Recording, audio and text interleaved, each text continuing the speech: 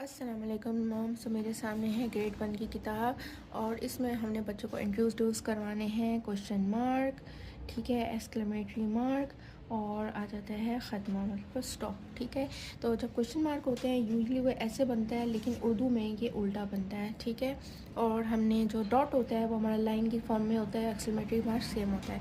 रमूज़ औक़ाफ़ से क्या मतलब होता है? रमूज़ औक़ाफ़ का मतलब है पंक्चुएशन।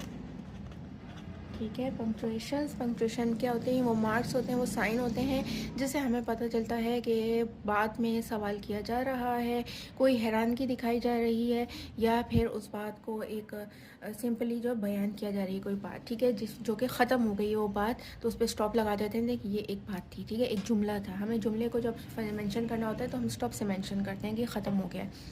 रमूज़ औक़ाफ़ जुमलों के आखिर या दरमियान में बोलने या रुकने, ठीक है, बोलने या रुकने के लिए निशानात होते हैं।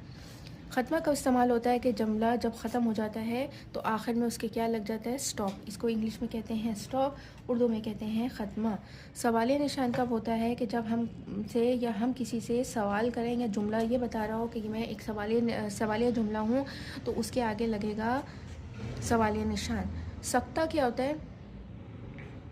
होता है कि हम कोई भी हैरानगी शो करते हैं या एकदम से हम किसी से सरप्राइज़ करते हैं, या जैसे हम सलाम दुआ करते हैं तो उसके आगे हमेशा सकता लगता है, क्योंकि इसमें हम अपना जज्बात या अपने ख़यालात का इजहार कर रहे होते हैं विद एक्सप्रेशन विद इमोशंस। तो फिर ये इस्तेमाल होता है सकता, जिसमें हैरत या ज़ोर से हमने किसी चीज़, मतलब मैं बताया ना, किसी जज्बात का इस्तेमाल करते हुए हम जब कोई बात कहते हैं तो फिर ये होता है जैसे कि अरे ये क्या किया, अस्सलाम वालेकुम, बहुत मुबारक हो। तो जिसमें हम अपना एक्सप्रेस करते हैं अपने आप को, तो उसमें हम फिर ये वाला सख्ता इस्तेमाल करते हैं।